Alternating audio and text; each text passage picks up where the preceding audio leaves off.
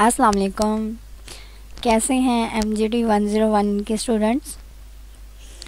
हम ना with MGT 101 financial accounting आपकी बुक है। लेसन नंबर 1 फर्स्ट डेफिनेशन ही आपकी है, व्हाट इज़ फाइनेंशियल अकाउंटिंग। आखिरकार आपकी जो बुक है फाइनेंशियल अकाउंटिंग वो है क्या चीज़, व्हाट इज़ इट। अच्छा जी, आपकी डेफिनेशंस जो हैं वो मैंने पिंक हाईलाइटेड की हुई हैं। It is a maintenance of daily record of all financial transactions in such a matter. ये सारा आपका डेली रिकॉर्ड है फाइनेंशियल ट्रांजैक्शंस का, जो आप लोग लेन देन करते हैं एक दूसरे के साथ। अब ये एक दूसरे के साथ जो लेन देन है वो एक छोटी सी कंपनी में भी हो सकता है, वो एक छोटी सी फर्म में भी हो सकता है, और बहुत से बड़ा बैंक्स में भी हो सकता है। तो इन सच अ मैनर में होता है, ऐसे वजूहात या ऐसी कंडीशंस में होता है that it would help in the preparation of suitable information, जो मदद करता है आपको एक इंफॉर्मेशन लेने के लिए और प्रिपेयर करने के लिए regarding the financial affairs of business और एन इंडिविजुअल। नेक्स्ट एक छोटी सी डेफिनेशन मैंने आप लोगों को दी है, वो ये है, accounting is a language in which we communicate and understand the financial plans and information. वो लैंग्वेज जिसमें हम लोग कम्युनिकेट करते हैं, एक दूसरे से बात करते हैं। अब बात चीज़ वो क्या है, ट्रांजैक्शंस हैं, एक दूसरे का चीज़ें लेना और देना, और उसको अंडरस्टैंड करते हैं कि हमें किस लिहाज से अपनी चीज़ दूसरे को देनी है और दूसरे से वो चीज़ लेनी है, और वो फाइनेंशियल प्लान्स और इंफॉर्मेशन के थ्रू होता है। Why is financial accounting needed. अब फाइनेंशियल अकाउंटिंग ज़रूरी क्यों है, हम लोगों को क्यों चाहिए। The need for recording financial transactions arises. ये तब ज़रूरत पड़ती है because the individual or business wants to know the process performance individual, एक इंसान या आपका जो होल बिजनेस आपका चल रहा है उसमें वो जानना चाहते हैं कि आपकी परफॉर्मेंस क्या है, आप किस तरह से ट्रांजैक्शंस कर रहे हैं, and to assist the person in making decisions related to the business. Assist मतलब आपकी मदद, लोगों की मदद करता है कि वो डिसीजंस ले सकें अपने बिजनेस को आगे प्रमोट करने में। व्हाट आर ट्रांजैक्शंस मतलब लेन देन आपका।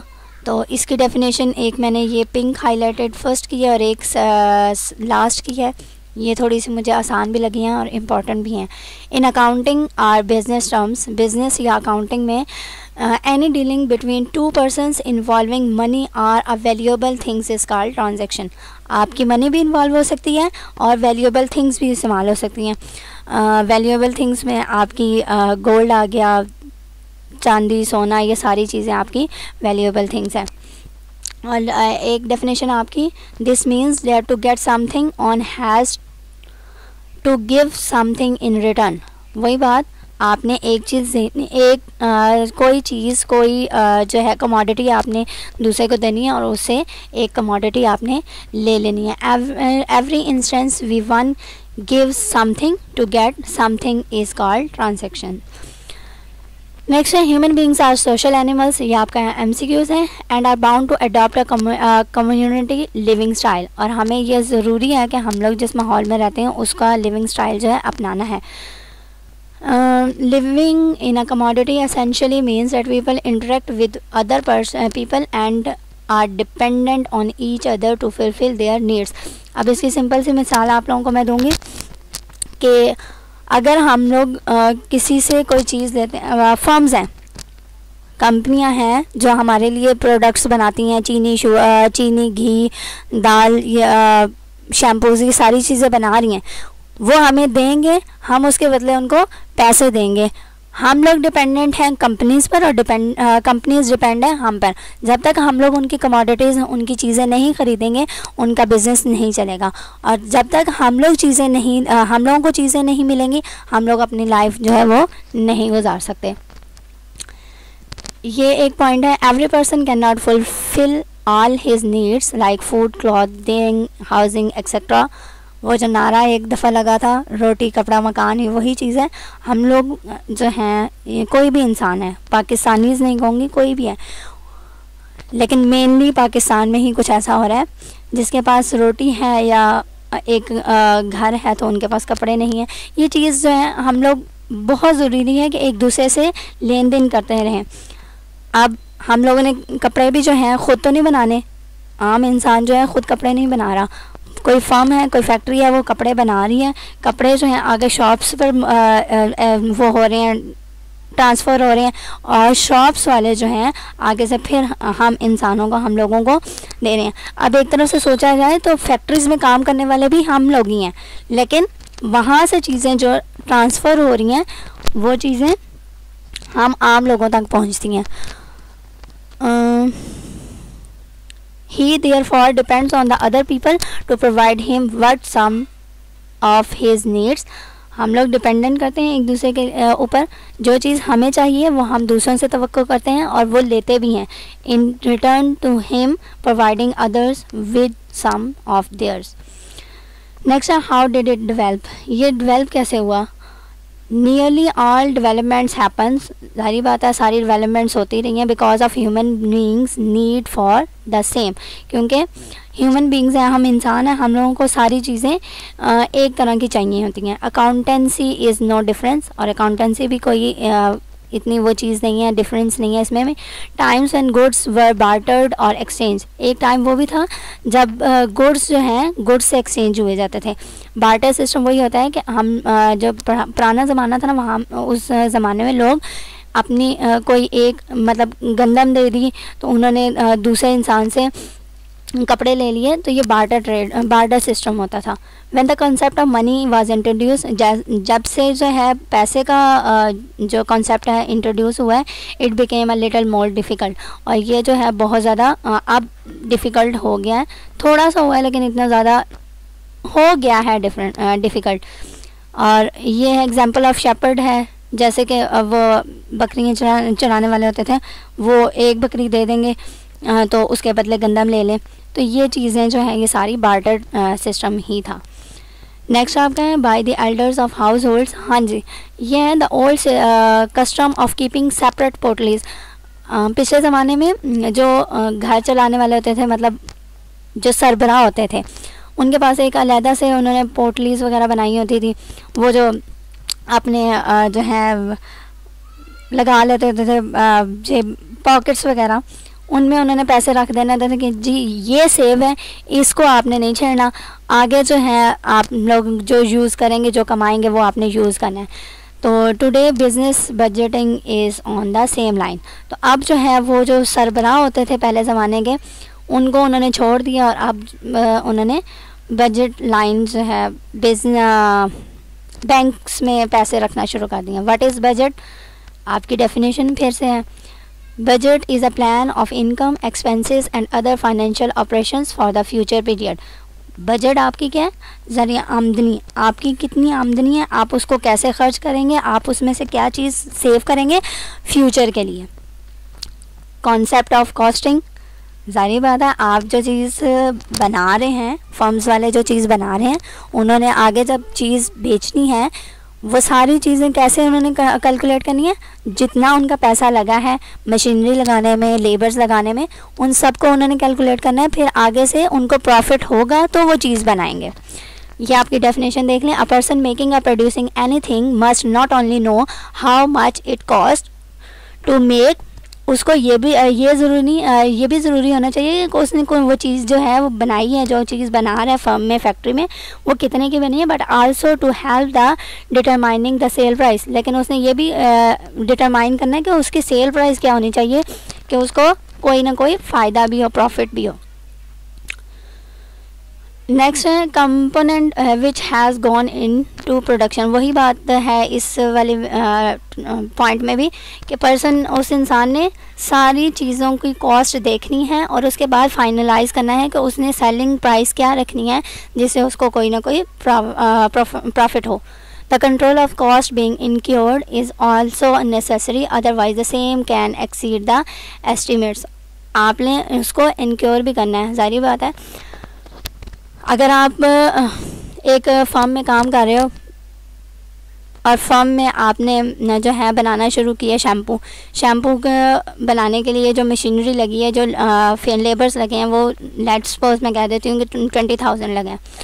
अब 20,000 में आपने ये भी देखना है कि आप अगर कोई वो चीज़ प्रोडक्शन के बाद सेल करनी है तो वो कितनी पैसों में सेल करनी है। All this only possible if the cost and data relating to production is properly recorded and analyzed। और ये तभी होगा जब आपके पास वो सारी चीज़ें एक प्रॉपर रिकॉर्ड होगा उसका, और उस पर आप एनालाइज भी करेंगे, तज्जिया भी करेंगे, सोचेंगे भी कि अब आपने क्या करना है आगे। An exercise that the accountant only can carry out. और ये काम जो है अकाउंटेंट का होता है, ये आपका MCQs है। नेक्स्ट है impact of IT on accounting. Impact क्या पड़ा है इंफॉर्मेशन टेक्नोलॉजी का अकाउंटिंग पे। पिछले ज़माने में मुंशी होते थे, वो जो है ना मुंशी की थोड़ी सी डिस्क्रिप्शन आपको देती चलो। नाक पे चश्मा होता था बड़ा बड़ा सा, साइड पे उन्होंने जो है बाजू में दबाया होता था एक बैग, और उन्होंने जी जाना होता था, उनको बताना होता था कि जी आपकी इतनी आमदनी होगी या आपने इतनी सेविंग्स कर ली हैं। ये सारी चीज़ें मुंशी का काम होता था। ये मैंने हाईलाइट किया। Who kept record of financial dealings with the original accountant, जिसने ओरिजिनल अकाउंटेंट के साथ सारी फाइनेंशियल डीलिंग्स का रिकॉर्ड रखना होता था, उसको मुंशी कहते थे। But he is now of no use, लेकिन अब जो है उनका नाम और निशान जो है वो मिट चुका है। As the need for analysis of information recorded for and forecasting based thereon is capability the munshi lacks. ज़ाहिर बात है इंफॉर्मेशन टेक्नोलॉजीज़ का ज़माना है, बहुत सी टेक्नोलॉजीज़ इन्वेंट हुई हैं, तो उसकी वजह से जो मुंशीज़ हैं वो बहुत ज़्यादा पीछे रह गए हैं। In fact there is no need for any expert in writing of books. अब जो है कोई ज़रूरत नहीं रही लोगों को कि वो एक बुक लें, रजिस्टर लें और उसमें सारी जो है डीलिंग्स वगैरह, सारी अकाउंटिंग आप लोगों की मेंशन करें। Information technology has taken over, और जो टेक्नोलॉजीज़ हैं उन्होंने मुंशियों को पीछे छोड़ दिया और ख़ुद वो आगे हो गए। The need for an accountant who is well versed in the art of writing up books still remain. लेकिन वो जो लोग हैं जो काम लिखते होते थे एक रजिस्टर पे, वो अभी भी मौजूद हैं। अब वो मौजूद क्यों हैं? क्योंकि ज़ाहिर बात है अगर टेक्नोलॉजीज़ आई हैं, अब सारा काम जो है वो कंप्यूटर पे हो रहा है, तो कंप्यूटर पे भी तो किसी इंसान ने ही एंट्रीज़ करनी है ना सारी चीज़ें, तो वो अभी भी रिमेन है। लेकिन जो मुंशी थे, जो उनके साथ काम करते थे, उन पे नज़र रखते थे, वो चीज़ चली गई है, वो चीज़ ख़त्म हो। और नेक्स्ट पॉइंट है the need of the professional to describe this has not been overtaken by the information technology. वही बात है कि जो प्रोफेशनल्स हैं, जिन लोगों ने आपकी एंट्रीज़ करनी है कंप्यूटर पे या लैपटॉप्स पे, वो अभी भी मौजूद हैं, उसको इंफॉर्मेशन टेक्नोलॉजी ना छेड़ सका है, शायद ना ही छेड़ सकें। अच्छा जी, barter trading and barter transaction. Barter trading की जो है डेफिनेशन, ट्रेडिंग वन कमोडिटी और सर्विसेज फॉर अनदर कमोडिटी और services is called barter trading. मतलब आपकी कमोडिटीज़ या सर्विसेज आप एक दूसरे से एक्सचेंज करेंगे तो वो बार्टर ट्रेडिंग होगी। और एवरी ट्रांजेक्शन वेयर गुड्स और services for goods is called barter transaction. अगर आप एक गुड के बदले एक गुड एक्सचेंज करते हो तो वो बार्टर ट्रांजैक्शन होगा। अगर पूरी कमोडिटी या सर्विसेज को एक्सचेंज करते हैं एक दूसरे से तो वो बार्टर ट्रेड होगा। Since every person can not produce everything that he needs. ज़ाहिर बात है हम लोग जो हैं, कोई भी ऐसा इंसान नहीं है जो परफेक्ट हो, जो सारी चीज़ें खुद ही प्रोड्यूस करे और अपने जो चीज़ उसको चाहिए वो प्रोड्यूस हो जाए। तो हम लोगों को क्या करना है कि एक दूसरे से चीज़ें एक्सचेंज करनी है। Value of one commodity is quoted in terms of other commodity. ये आपका जो है MCQs है, इसको क्लियर करती चलूँ। दिस काइंड ऑफ ट्रेड वे अब क्या होता था, ज़ाहिर बात है बार्टर ट्रेड है, ये बार्टर ट्रांजैक्शन है, तो उसमें क्या होता है कि आपने एक कमोडिटी एक चीज़ देनी है दूसरे को और दूसरी उससे लेनी है, तो वो कैसे होगा, where goods are exchange for goods is called barter trade. ठीक है। In fact, in barter trade, value of one commodity is quoted in the terms of other commodity. अब जब पहले ज़माना था तो लोगों को नहीं पता था कि अगर वो एक शीप जो है एक बकरी किसी को देते हैं तो उसके बदले उन्होंने जो है वीट कितना लेना है, गंदम या आटा कितना लेना है, तो वो क्या कहते थे, उनको यही होता था कि उन्होंने एक बकरी का बच्चा दे दिया तो इतना जो है आटा ले लेना है। तो ये जो है कोटेड था कि हम लोग इतनी चीज़ देंगे तो इतनी ही आपको मिलेगी। For example the price of 10 kg of wheat may be 2 metre of cloth. अब ये मे बी वर्ड यूज़ हो गया कि शायद ऐसा हो कि 10 किलो जो है आप आटा लें या दें तो उसके बदले आपको 2 मीटर क्लॉथ मिलेगा और 5 लीटर ऑफ मिल्क। नेक्स्ट है मनी मेजरमेंट कॉन्सेप्ट। अब जाहिर बात है जब पैसा आया तो उसका मेजरमेंट भी ज़रूरी है, तो मेजरमेंट कैसे करना है वो आपको कॉन्सेप्ट बता रहे हैं। With the passage of time the trading volumes and types of commodities available in the market increase. जाहिर बात है जैसे जैसे हम लोग मॉडर्नाइज होते जा रहे हैं, हम लोग जो हैं बहुत ज़्यादा मॉडर्न हो गए हैं, तो उसी तरह हमारी जो वॉल्यूम चीज़ों की है, उनकी टाइप्स जो हैं वो सारी इंक्रीज़ होती जा रही है। And it became increasingly difficult to exchange commodity with commodity. तो हमारे लिए बहुत ज़्यादा डिफ़िकल्ट हो गया था कि हम लोग एक चीज़ के बदले दूसरी चीज़ एक्सचेंज करें। That is why the concept of cash came in and people started valuing all goods। तो इस वजह से जो है मनी या कैश जो है, पैसा जो है आपके सामने आया और वो जो है लोग उसको वैल्यू करने लगे कि कितनी आपको पैसे आप देंगे तो कितनी आपको चीज़ मिलेगी। In terms of common commodity called money. वही बात बार बार कर रहे हैं कि आपको जितनी पहले जो है चीज़ के बदले चीज़ दी जा रही थी, अब आपका ये वाला जो ज़माना जिसमें आप रह रहे हैं इसमें आप पैसे देंगे तो आपको चीज़ मिलेगी। तो यहाँ पर वो कह रहे हैं now the price of 10 kg wheat would be ₹60 and not 2 metre of cloth. अब जो है आपकी 60 रुपीज़ की जो है वो वीट होगी 10 किलो, लेकिन आपके 2 मीटर क्लॉथ अगर आप दे रहे हैं तो आपको 10 किलो जो है आटा नहीं मिलेगा। In accounting, every transaction that is worth recording is recorded in terms of money। अब जो है अकाउंटिंग में क्या हो रहा है कि जितनी भी आपने ट्रांजैक्शंस की हैं वो रिकॉर्ड होगी इन टर्म्स ऑफ मनी। ये नहीं होगा कि आप किसी से बार्टर ट्रेड कर लें। कहीं कोई होगा जो बार्टर सिस्टम अभी भी अप्लाई हो रहा है, कोई ऐसा शहर, कुछ ऐसे लोग होंगे जो कर रहे होंगे। अच्छा जी, कैश एंड क्रेडिट ट्रांजैक्शंस हैं, इसकी डेफिनेशंस ये लिखी हुई हैं दोनों की। When the money value of an item being purchased is paid. जब आप कोई चीज़ ख़रीद रहे हो और उसकी आप पैसे पे कर देते हो, एट द सेम टाइम, उसी time the item is exchange, और आप उसके बदले पैसे भी दे देते हो और उससे वो चीज़ भी ले लेते हो। The transaction is said to be a cash transaction. Cash word से ही पता लग रहा है कि आपने वो ट्रांजैक्शन, वो लेन देन जो कैश के थ्रू कर लिया है वो आपका कैश ट्रांजैक्शंस है। और on the other hand if the payment is delayed to the future date, अगर ऐसा होता है कि आपकी पेमेंट जो है वो डिले हो जाए फ्यूचर डेट के लिए, कि हम चीज़ ले रहे हैं आपसे और आपको पैसे बाद में पे कर देंगे, तो वो वाली ट्रांजैक्शन जो है वो क्रेडिट ट्रांजैक्शन कहलाती है। Different types of business organisations होती हैं, उसमें सोल प्रोप्राइटरशिप हो जाएगी, पार्टनरशिप हो जाएगी और लिमिटेड कंपनी हो जाएंगी। सोल प्रोप्राइटरशिप क्या होगी? अ बिजनेस ऑनवर्ड कह रही हूँ, owned and run by a single person. वो बिज़नेस जो एक सिंगल पर्सन रन करेगा या ओन करेगा, जो ओनरशिप होगा। पार्टनरशिप क्या हो जाएगी? जाहिर बात है मोर देन वन पर्सन जो हैं उसमें शामिल हो जाएंगे। और limited company or large organisation with separate legal status, जिनका अलहदा से अपना लीगल स्टेटस होगा। ये क्वेश्चन आप लोगों को शॉर्ट भी आ सकता है कि name different types of business organisation, तो आपने सोल प्रोप्राइटरशिप, पार्टनरशिप और लिमिटेड कंपनी आ जाएगी। लॉन्ग में भी आ सकता है कि आप फुल इसको डिस्क्राइब करें, तो ये तीनों चीज़ों को आपने डिफ़ाइन भी कर देना है। एक चीज़ आपकी रहती थी यहाँ पे मैंने लिखी है, source of financial information transaction. Source कौन कौन से होती हैं?